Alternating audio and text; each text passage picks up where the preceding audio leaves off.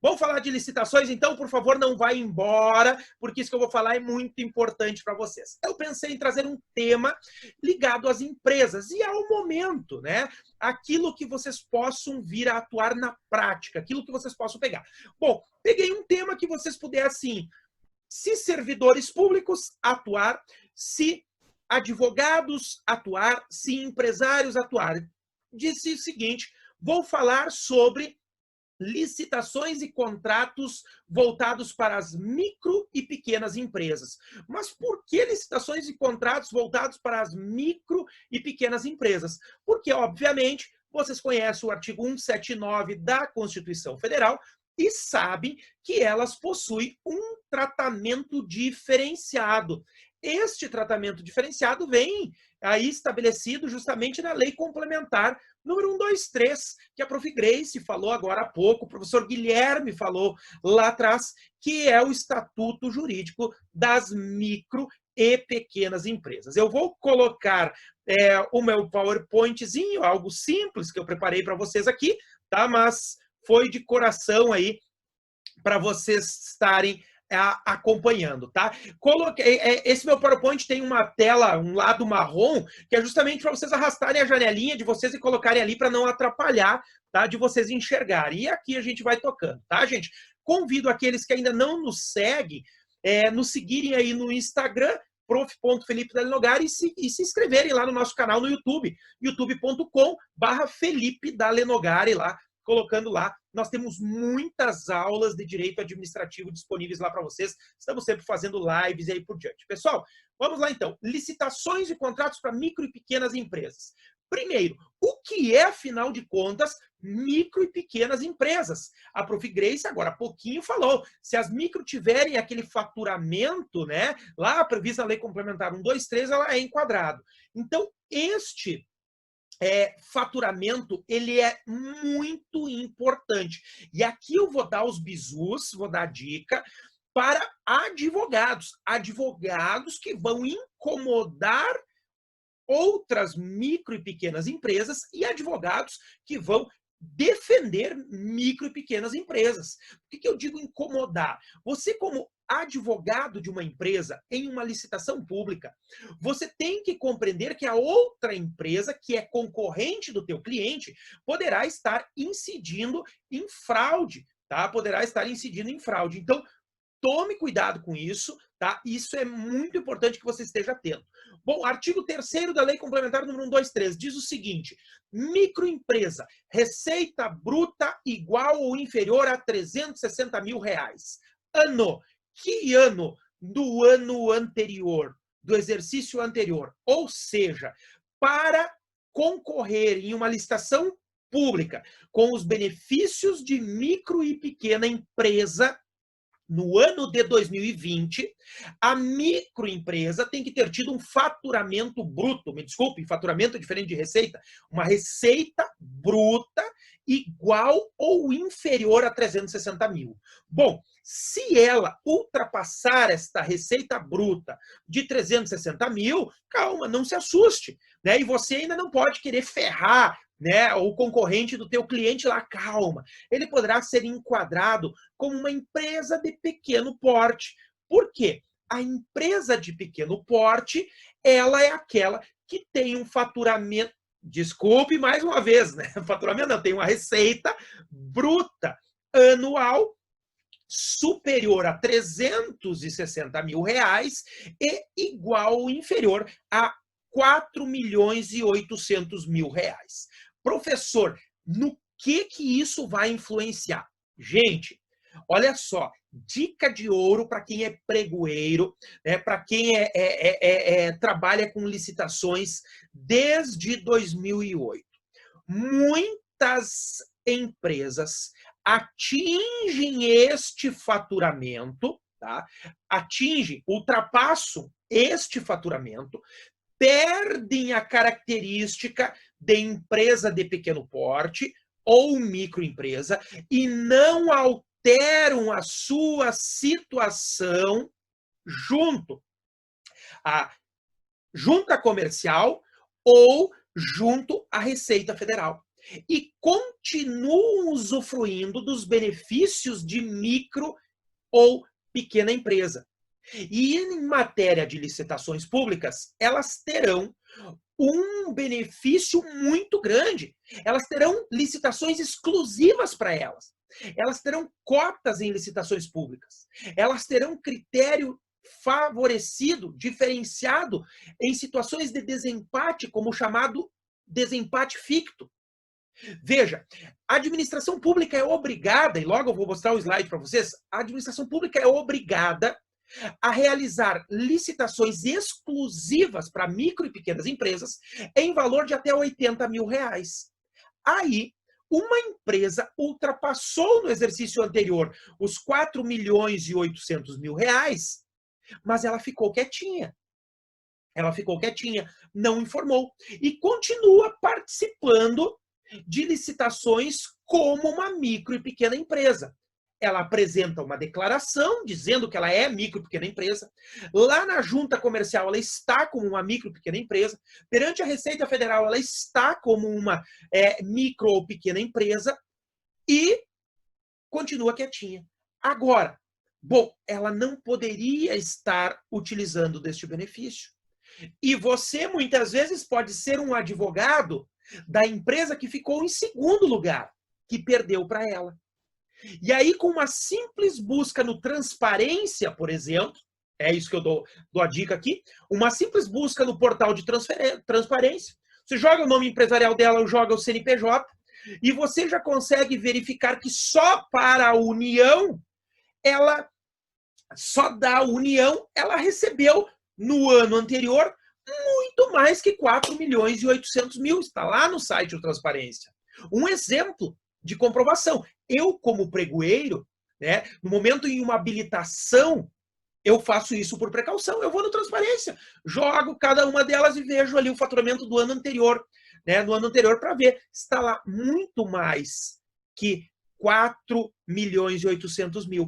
Então, isso é dica prática, né, para quem for atuar no lado da administração, para quem for orientar uma empresa de quais os requisitos, porque ela tem sanção, ela poderá ser declarada inidônea para contratar com a administração pública da União, Estado, Distrito Federal e município, se fizer isto, tá? Veja comigo o seguinte, olha só.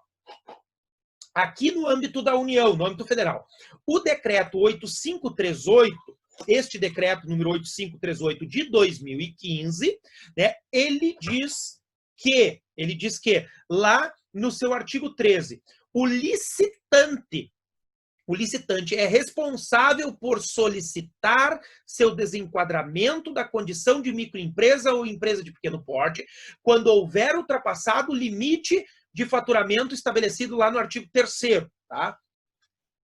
No ano fiscal anterior, sob pena de ser declarado inidôneo para licitar e contratar com a administração pública, sem prejuízo das demais sanções, caso usufrua ou tente usufruir indevidamente dos benefícios. Bom, então vamos falar para os três lados. Quais são os três lados em uma licitação? O lado do Estado, que é o meu lado, como pregoeiro. O lado da licitante, que está de modo inidôneo, omitindo esta informação, e do lado da empresa concorrente dela, que aqui ficou em segundo ou terceiro lugar. Essas são as três partes. Do lado do Estado, eu farei isto que eu acabei de dizer para vocês. Eu vou fazer as consultas pelos meios tecnológicos que eu tenho para consultar se ela está tentando fraudar. Os meios tecnológicos não são 100% seguros. Você, como advogado da empresa que está tentando dar o golpe, se você faz uma advocacia consultiva, se você faz um trabalho prévio, oriente a micro e pequena empresa a se ultrapassar o valor estimulado na Lei Complementar 123, se ultrapassar, né, promover o seu desenquadramento. Esse marca-texto aqui não fui eu que fiz aqui, né? Mas eu não consigo tirar isso aqui, já tentei outra vez, tá?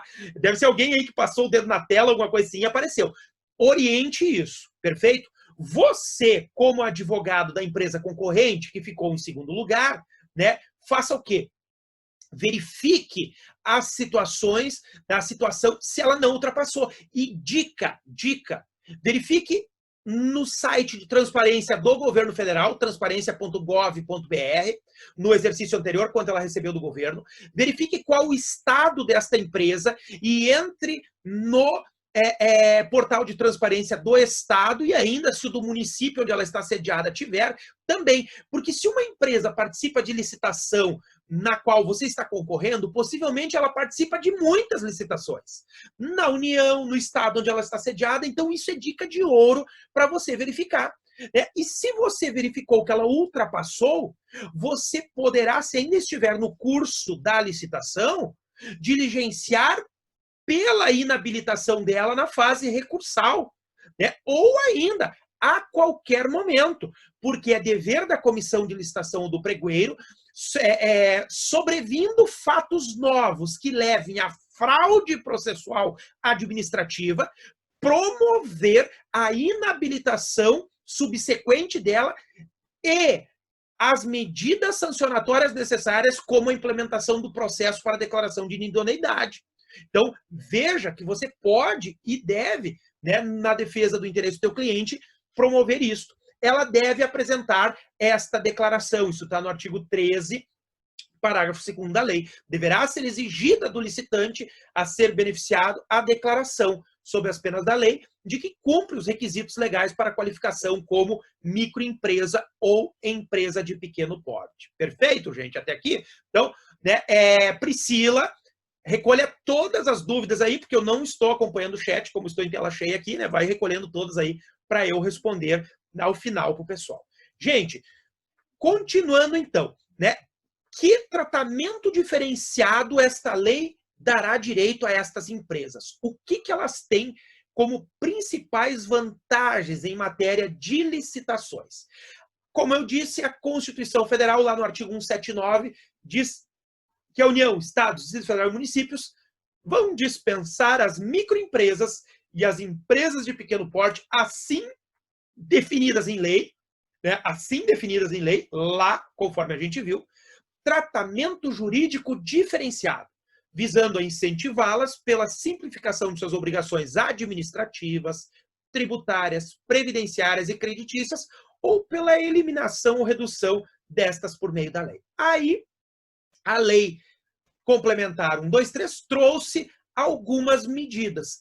Primeira delas, licitações exclusivas. Como eu disse lá no início da minha fala, a administração pública tem o dever, porque é obrigatório, realizar nos itens de contratação de até R$80 mil, licitação com exclusividade para as MEPP. Lá no início, quando eu comecei a trabalhar com licitações em 2008, né? 2008, já fazem 12 anos, a gente para pensar que 12 anos, né? Se discutia ainda. A lei de 2006 se discutia, mas pare um pouquinho, esse valor de 80 mil é por natureza de despesa, é por rubrica orçamentária, é por licitação, não pode ser por licitação. Sim, hoje, em 2020, não há qualquer dúvida, isso já é pacífico em qualquer dos tribunais de contas, seja da União, seja dos estados. Tá? É qualquer licitação com valor abaixo de R$80 mil. Professor, esse valor não foi atualizado pelo decreto 9412, lá que atualizou, porque esse valor é coincidente com o valor do convite, aquele lá que era, né, da lei 8666 de 80 mil e agora não é mais. Não, continua sendo esse aqui, porque a lei 8666, lá pelo seu artigo 112, se eu não estou enganado, né, autorizava o presidente atualizar os valores da lei 8666. Essa aqui não, essa aqui só por intermédio de lei. Então depende de lei do Congresso para ser alterado. Continua sendo 80 mil. Tá? 80 mil. Verificou que uma licitação no município, no estado, na União, de valor de até 80 mil, não foi destinada exclusivamente para micro e pequena empresa, e o teu cliente tem interesse em participar, você terá as ferramentas, que eu vou mostrar ao final, né, para impugnar o edital, buscar a correção desse edital via Tribunal de Contas ou via judicial. Tá? Esses são os 3 caminhos que você poderá obter aí para tentar colocar o teu cliente no jogo. Exclusivo até 80 mil. O problema é o SRP, tá? O Sistema de Registro de Preço. Por quê? A porcaria do Sistema de Registro de Preço, e aí eu digo porcaria para quem é advogado das empresas. Para mim é uma maravilha. Por que eu digo que para mim é uma maravilha? O SRP é como se fosse o cadastro reserva. Sabe essa porcaria do cadastro reserva?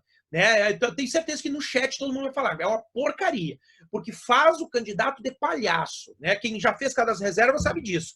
Coloca lá, a administração pública não é obrigada a nomear, o cara vai lá, faz, se inscreve, fica com aquela emoção, caramba, eu sou o primeiro lugar, fica ali esperando, às vezes 4 anos, uma nomeação que nunca vai vir. O SRP é isso aí. Tá? O Sistema de Registro de Preço, a administração pública, ela coloca um quantitativo, ela coloca ali um quantitativo que vai dar um valor acima de 80 mil reais, ela não fica com isso obrigada a fazer licitação exclusiva para micro, e no final das contas, depois, ela não compra bulufas nenhuma naquele sistema de registro de preço.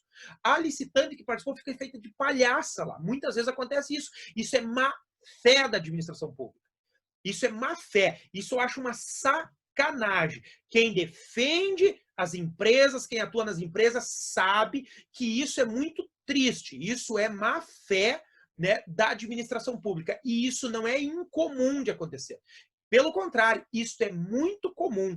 A administração pública vai lá, coloca 1000 resmas de folhas num SRP, num pregão SRP ou numa concorrência, dependendo do ente, e no final das contas ela compra 10 resmas ou não compra nenhuma.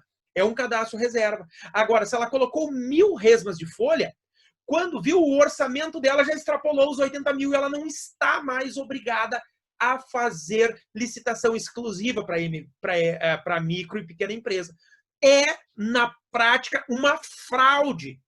Eu considero uma fraude, uma burla à lei complementar, quando a administração pública quer se escapar da obrigatoriedade de fazer licitação exclusiva para as MEPP, tá? Perfeito, gente? Tranquilo? Vamos seguir? Outro benefício, subcontratação de micro ou pequena empresa. A de cima é obrigatória, olha o deverá em negrito. A administração deverá realizar processo licitatório destinado exclusivamente a ME ou EPP, tá? Empresa pequeno porte ou microempresa. Já a subcontratação é uma opção da administração. Entra na amada discricionariedade, ou seja, conveniência e oportunidade. O administrador público poderá, se entender conveniente ou oportuno, prever a subcontratação, de microempresas e empresas de pequeno porte. Por quem? Pelas grandes empresas. Ou seja, eu faço uma licitação com ampla concorrência, aí eu vou dar exemplo, eu gosto de tomar Coca-Cola, o pessoal sabe disso, eu sempre dou esse exemplo na aula, Se você pegar todos os refrigerantes de cola ali, vamos pegar o barro cola, o lixo cola, vamos pegar o esgoto cola, vamos pegar Coca-Cola, tá? Vamos dizer que a Coca-Cola é a grande empresa. E os outros tudo micro ou pequeno. Você, em uma contratação, meu exemplo vai ficar furado porque isso aqui só vale para serviço ou obras. Vamos pegar outra. Vamos pegar a superconstrutora, tá? Da Lenogari Construtora SA. Limitada é coisa pequena. Vamos botar SA, Então vamos botar lá a da Lenogari e aí vamos botar o Silva e o Alves. Todo mundo sabe que meu outro sobrenome é Alves, tá aí, Silva e o Alves LTDA, que é coisinha pequena, Aí o Silva e o Alves LTDA são micro. A administração pública pode exigir que as grandes empresas subcontratem parte deste objeto para micro e pequenas empresas, a subcontratação. Tá? Isso está previsto como uma segunda medida de incentivo a essas micro e pequenas empresas. Pessoal, onde entra, a atuação do advogado neste ponto aqui? Neste ponto. Este ponto fica complicado. O de cima, não. O de cima pode impugnar edital, pode entrar com medida cautelar no Tribunal de Contas, pode entrar com mandado de segurança. Esse de baixo não vai conseguir nada, cara. Não vai conseguir muita coisa, não. Poderia tá? É para você ter conhecimento. Esse aqui, dificilmente você vai conseguir levar alguma coisa. Agora, o terceiro, sim, porque é dever. Olha só, o do inciso 3, que são as cotas para micro e pequenas empresas. Lembra o SRP que eu disse para vocês que é o golpe lá? Então, quando passar de 80 mil, ela deixa de ser exclusiva para micro e pequenas empresas. Mas a obrigatoriedade está em estabelecer até 25% dos itens da licitação com exclusividade para micro e pequena empresa. Então, uma cota, ela vai ter, no mínimo, os 25%. Tá? E aí, esta cota apenas para bens. Obras e serviços não entra. Parabéns. Gente, bom, dica para vocês incomodarem a administração pública, tá? Dica para vocês incomodarem a administração pública. Nos tribunais de contas dos estados ainda há uma divergência, isso é bom. Tá? No judiciário ainda há uma divergência, e isso é bom, não tem unanimidade. A lei diz o seguinte: deverá estabelecer em certames para aquisição de bens de natureza divisível cota de até 25% do objeto para contratação de micro e pequenas empresas. Essa palavra contratação é a palavra da divergência. Por quê? Veja no sistema de registro de preços, tá? Muitas empresas vão ganhar vários itens. Vários itens. Para você entender o que é um sistema de registro de preços, o registro de preço ele é válido para compras de bens, tá? Aí a administração pública compra papel A4, tesoura, mouse, teclado, vamos pegar aqui, borracha, lápis, caneta. Tudo isso está lá no sistema de registro de preço. Aí, a empresa que ganha a folha é a, sei lá, se ainda existe a Tilibra, mas acho que tinha a Tilibra que fazia papel A4, e na minha época de criança eu lembro dela, tá? Aí a Tilibra, digamos, seja uma empresa grande, né? Ela ganha a folha. Aí outra empresa grande ganha a tesoura, a empresa pequenininha ganha o lápis, a borracha, né, que é mais baratinho. E aí, no final das contas, na hora da definição da contratação, a administração pública acaba comprando só resma de folha, só tesoura, e aqueles itenzinhos ganhos pelas micro ou pequenas empresas, ela não contrata. Ela não é obrigada a contratar. Ela não é. Bom, onde está a divergência e o papel do advogado desta micro e pequena empresa? Exigir da administração pública que na contratação efetiva do registro de preços tenha no mínimo 25% dos itens contratados de uma micro e pequena empresa. Cara, isso é regra de ouro para você. Isso é dica que não se passa. Gente, porque num bolo de 1 milhão de um sistema, de um registro de preços, muitas vezes a efetiva contratação da micro e pequena empresa é ínfima, é zero. Ou ainda a administração diz, não, esses itens vencidos por micro aí, eu não quero nem ver essas micros só me dão incômodo. Não quero nem enxergar. Contrata os outros itens. Eu não preciso de lápis borracha. A partir de hoje, ninguém usa mais lápis. Quem precisar, pega caneta. A administração pode correr só. Não tem mais lápis. Acabou. Usa caneta. Porque quem ganhou a caneta foi a BIC lá, que é grande. Então, eu vou comprar direto da BIC lá, que lápis foi a pequena, não compra. E aí, acabam não tendo a compra. O papel da empresa, né? E aí entra a consultoria de vocês. Quem vai fazer esse trabalho é ela, óbvio. Vocês entram com a consultoria. Verificou se no total do registro de preço atentou a cota de 25% para a efetiva contratação ou simplesmente entrou no registro de preço, respeitei o registro de preço, tá? Regra de ouro. Dica importantíssimo nesse ponto das cotas, tá, gente? Olha só, essas ações que eu falei, que é a licitação exclusiva, a subcontratação e as cotas, elas não vão ocorrer em algumas situações que a administração pública estará dispensada de dar esse tratamento diferenciado. Agora, aqui entra um trabalho muito bom do advogado. E você, como estadista, né, você como agente público, porque tem agentes públicos nos assistindo aqui, jogue limpo, cara. Jogue limpo, a gente deve jogar limpo.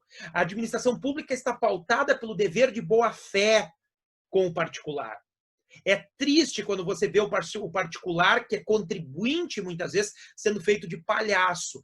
Isso que eu vou mostrar para você, utilize, se for efetivamente verídico, legítimo e legal. Olha só, a administração pública está dispensada de dar todo este tratamento diferenciado para as micros, se não houver um mínimo de 3 fornecedores competitivos enquadrados como microempresas ou empresas de pequeno porte, sediados, local ou regionalmente capaz de cumprir as exigências estabelecidas no instrumento convocatório. Bom, observe comigo, tá? Entendimento para você que é agente público e para você que é advogado das empresas. 3 fornecedores competitivos do ramo do objeto. Tá? Não está escrito aqui, mas o entendimento é este. 3 do ramo. Filtra um pouco. Veja, papelaria, tá? 3 da empresa de material de expediente. Não adianta eu ter uma microempresa que é fabriqueta de desinfetante se eu vou comprar papel A4. Então, do ramo, tá? Daquele objeto. Agora, no pregão, o entendimento fixado é que este limite cai por terra. Para o pregão não existe fronteira, pessoal. Infelizmente, muitas vezes para a administração pública, a empresa lá de Manaus, ela vai vencer a licitação para entregar a borracha aqui no município de Cachoeira do Sul, no Rio Grande do Sul. A empresa lá de Boca do Acre, né, vai vencer a licitação. Então, eu não tenho como limitar isso aqui no pregão. Isto aqui seriam para objetos essencialmente necessários para execução local. Até porque, mesmo no convite, nada impede que uma microempresa do município vizinho participe. Como administração pública, tome muito cuidado quando for limitar isso aqui. Eu nunca limitei, nunca, e jamais limitaria. Porque a possibilidade de eu ter o meu pregão ou a minha licitação suspensa com a cautelar do TCU é gigante, é enorme, né? E a minha licitação não ir, e ainda o gestor responsável pela licitação ser responsabilizado por estar limitando a competitividade do certame, tá? Por quê? É muito difícil você não ter 3, tá? Então, aplique as regras para micro e pequena empresa. Aplique que elas são importantes, tá? Terceiro, aqui, me desculpe, o 1 tinha sido revogado, por isso está o 2 aqui, ó, 49, inciso 2, para você se localizar na lei, aqueles que gostam de acompanhar. O 3, o tratamento diferenciado e simplificado para as micro e pequenas empresas não for vantajoso para a administração pública ou representar prejuízo ao conjunto ou complexo do objeto a ser contratado. Tá?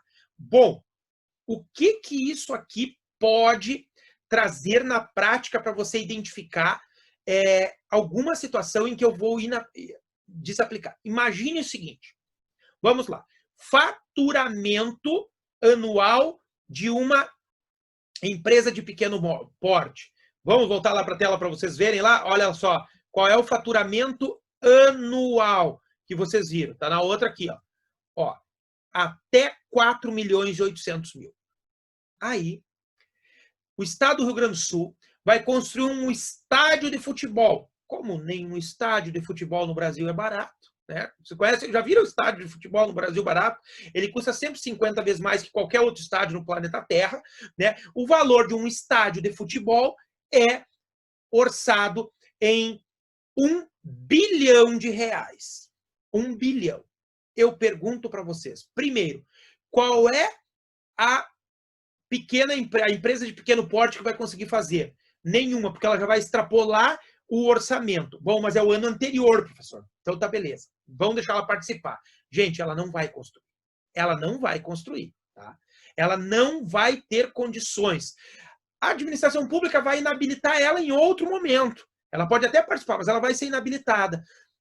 Quando assim? Claro, pessoal, na regularidade, me desculpe, na qualificação econômica financeira dela, lá na fase de habilitação. Ela vai rodar porque ela não vai ter capital social, né, suficiente. Não vai ter capital social e não vai ter condições econômicas suficientes de assumir um objeto desse porte. Então, a única possibilidade que eu vejo para a administração pública alegar impossibilidade de contratar com micro e pequenas empresas por este motivo é quando eu tiver um objeto muito complexo, um conjunto de obras, né, algo que seja muito grande, que eu diga, não, isto tem que ser feito por uma gigante, uma empresa grande, algo do tipo. Fora isso, não. Eu vou apressar um pouquinho mais do que eu estou falando rápido, porque eu já vi que já caiu muito, né? Já tivemos aí, daqui a pouco a gente vai chegar a menos de 100. O pessoal não quer ouvir falar de licitações no final da noite, tá? Estamos aí em 140, não, 140 não, né? Em 240 aí, 241, algum caiu e entrou de volta. Vamos tocar? Olha só, nos casos de dispensa e inexigibilidade de licitação, também, tá? Nos casos de dispensa e inexigibilidade de licitação, a administração não está obrigada a fazer com micro, pequena empresa. A lei diz que preferencialmente, né, a administração tem o dever de contratar naquelas de pequeno valor, que é para obras e serviços de engenharia até R$33 mil e para bens até 17.600. Até este valor, preferencialmente. Professor, eu posso incomodar aí para defender o interesse do meu cliente como uma empresa? Cara, eu acho que pode. Tá? Eu acho que pode. Eu não ia gostar de ser incomodado por um motivo. Qual? Eu demonstrar o porquê que eu não dei preferência para as micro e pequenas empresas. Para eu não contratar com uma micro ou pequena empresa, eu tenho que motivar. Então, se você quiser me incomodar, peça motivação. Cara, vai ser difícil eu motivar o porquê que eu não contratei com ela. Com uma micro, pequena empresa. Por quê? Né, que eu não fiz para micro, pequena empresa. Agora nós temos a dispensa eletrônica, né, de 2019 para cá. Então, é muito fácil estabelecer uma dispensa eletrônica para micro e pequenas empresas. Isso no âmbito federal. Os estados e municípios ainda não implementaram, e também não tem obrigatoriedade de implementar. Né, mas é um ponto importante, tá? Vocês podem incomodar, pelo menos exigir que demonstre, acabou a água do meu chimarrão, né, que demonstre a motivação de não ter feito essa dispensa, então, aí para as micro e pequenas empresas. Show, gente? Tratamento diferenciado na habilitação, tá? Bom, a Lei Complementar 123 diz que a regularidade fiscal e trabalhista da MEIPP só será exigida para fins de assinatura do contrato. Isso, exatamente.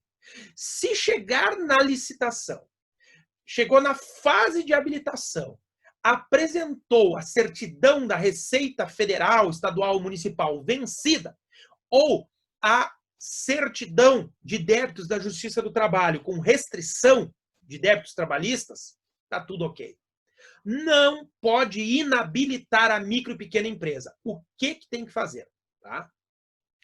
Eu tenho que dar um prazo para ela regularizar. Pessoal, professor, mas está dizendo que só para fins de assinatura do contrato? Cara, eu não sei como. A União não operacionalizou isso no sistema até hoje.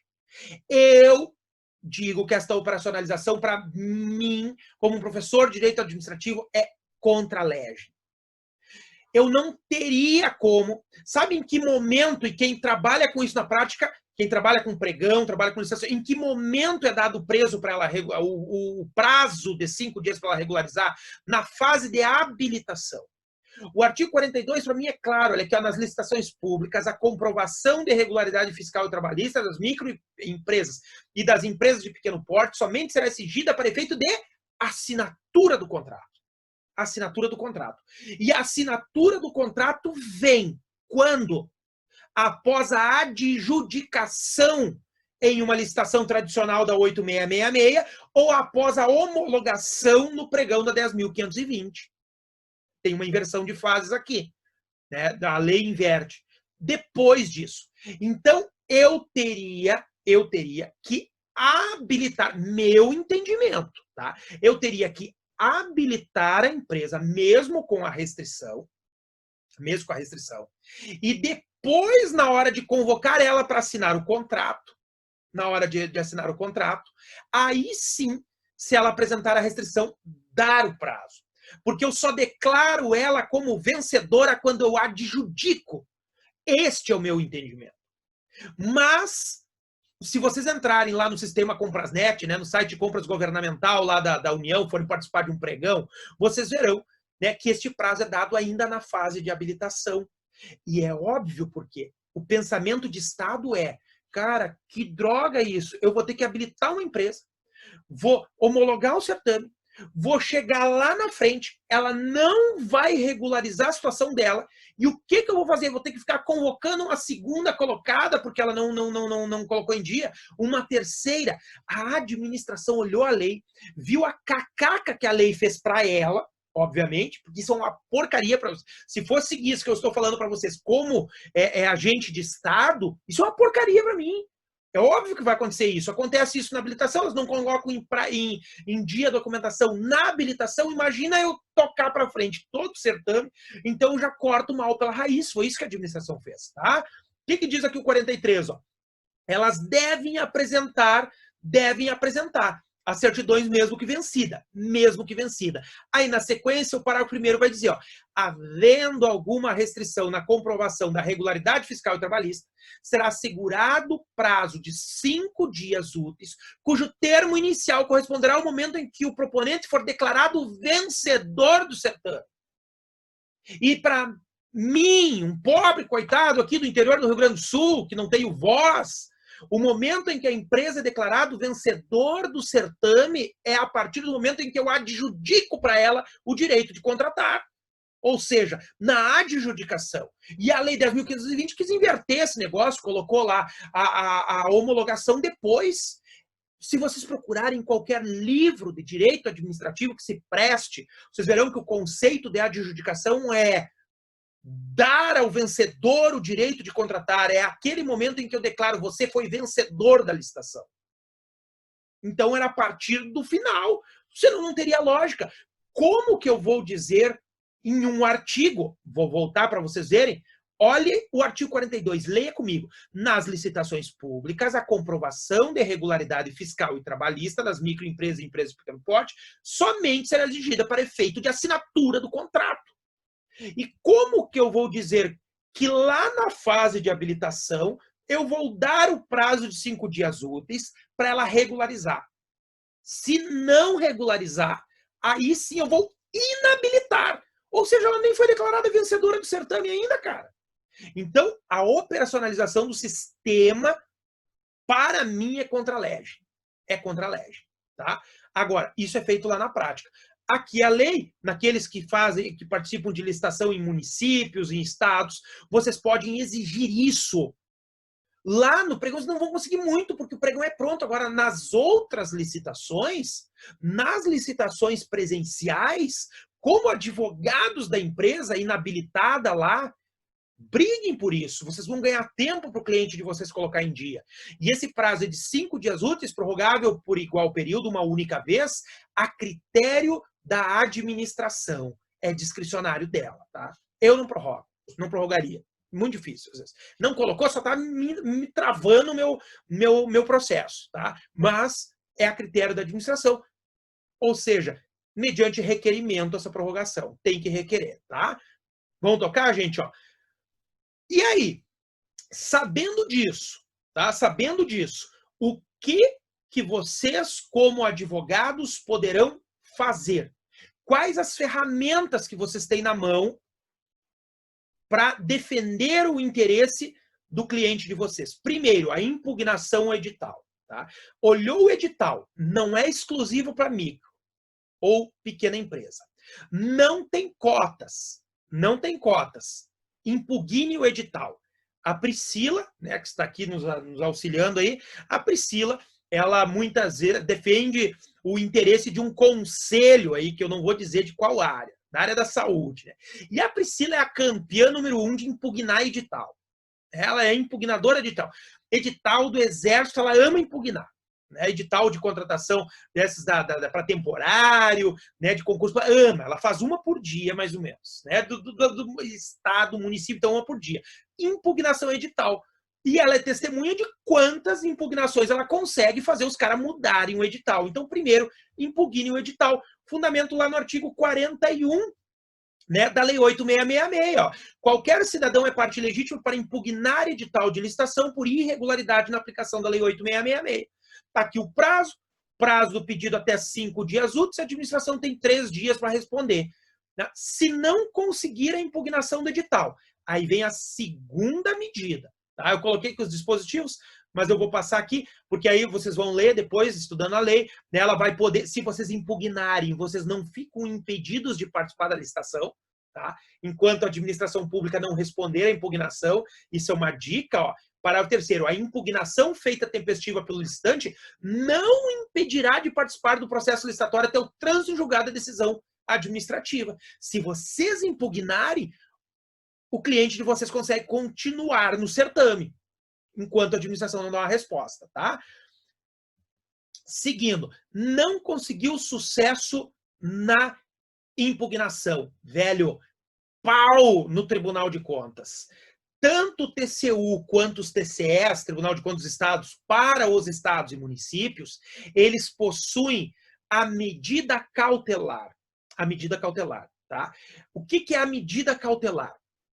Eles conseguem suspender o ato quando houver a fumaça do bom direito e o perigo da demora. Tradicional nosso. Vamos falar, né?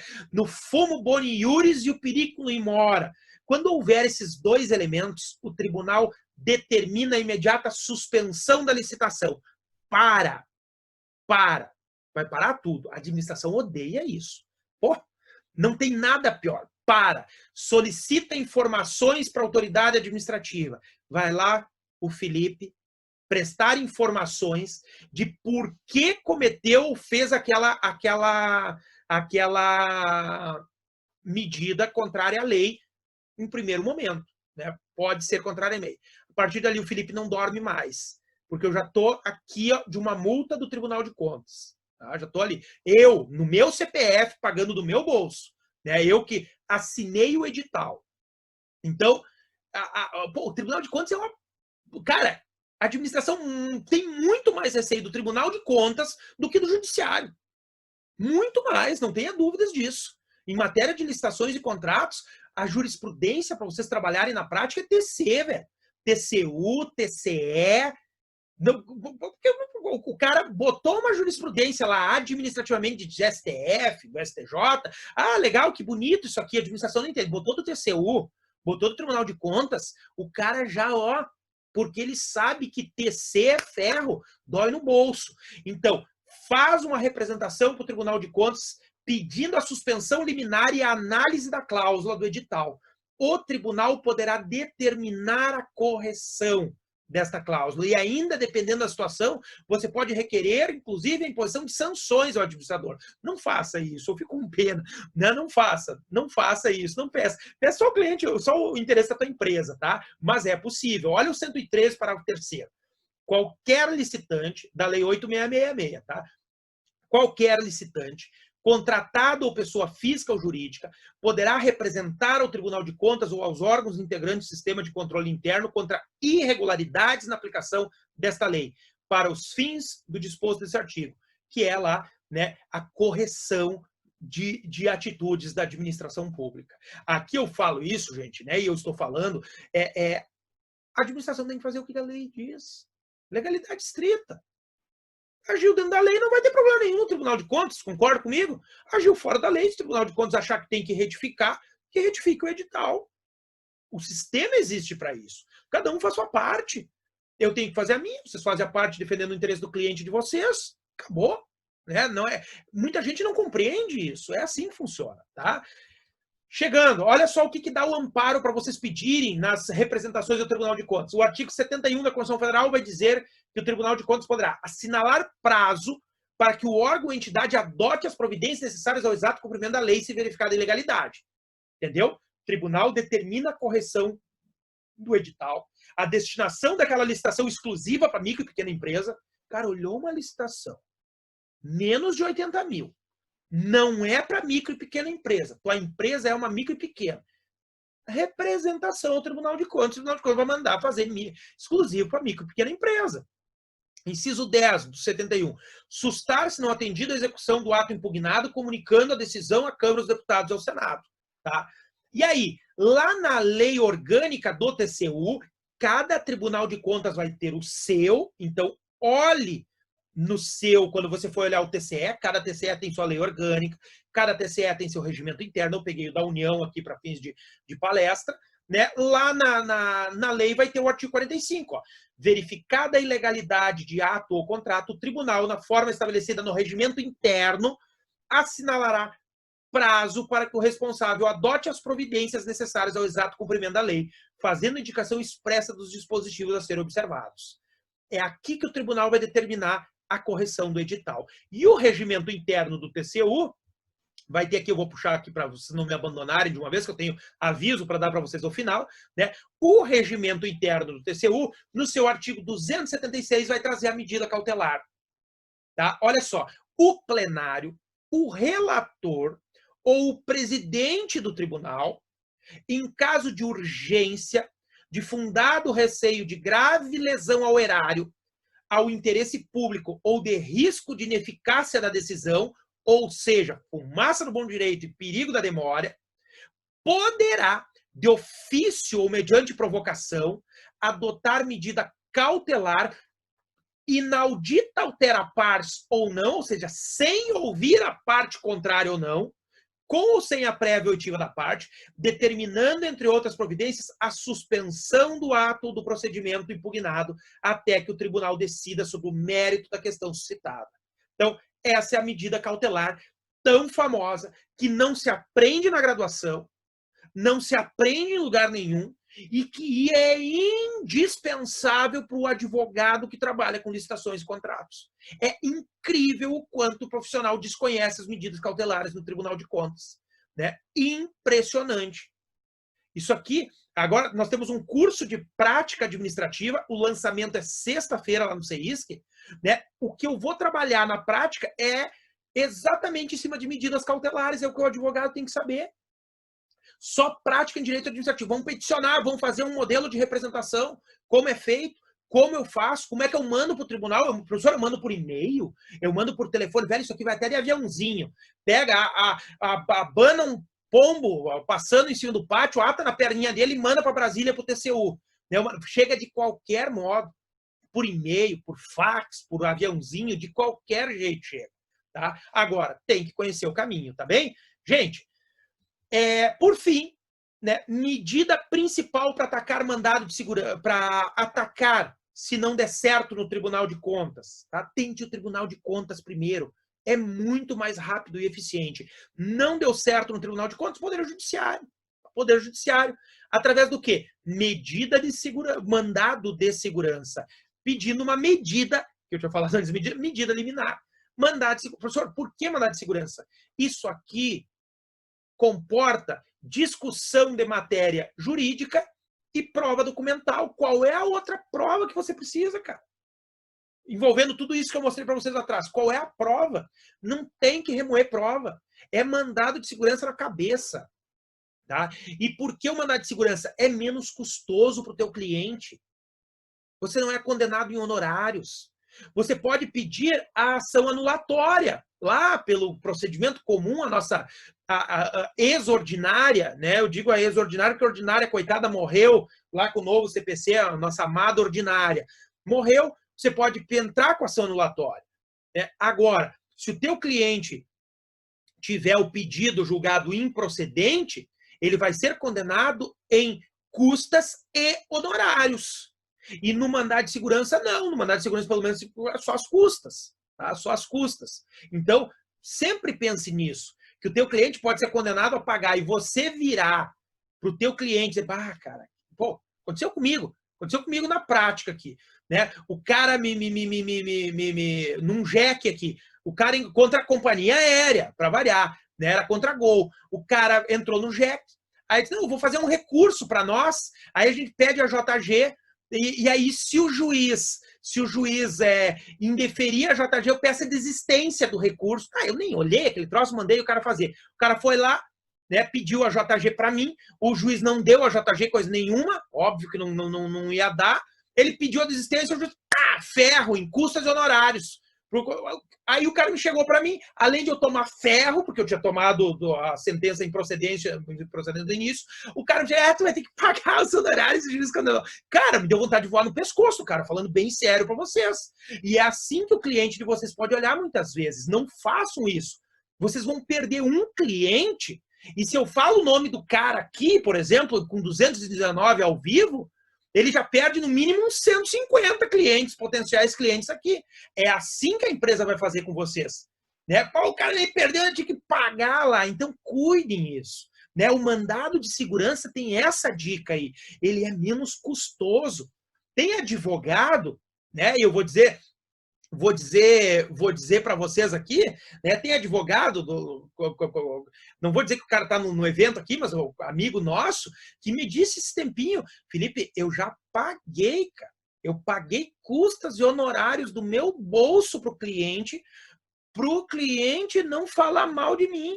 Um cliente que eu não podia perder de jeito nenhum. E se eu perco aquilo, o cara ia dizer para todo mundo que eu perdi a ação, que eu sou ruim, que não sei o quê. Eu tirei do meu bolso e paguei custos e honorários para nem avisar o cara. Então, isso são coisas que vocês vão aprender gastando a sola do sapato na advocacia depois, né? Então, são essas duas medidas aí. Vamos encerrar, gente? Então, muito obrigado a vocês por terem ficado até aqui. Não saiam que eu tenho avisos, tá? Então, aí, o meu obrigado em todas as línguas planetárias para vocês, né? Então, muito obrigado mesmo. Eu espero não tê-los cansado. É um tema que a gente sabe que é pesado, licitações e contratos, né? É um tema pesado, mas ainda mantivemos aí 219 presentes exatamente às 21 horas e 59 minutos.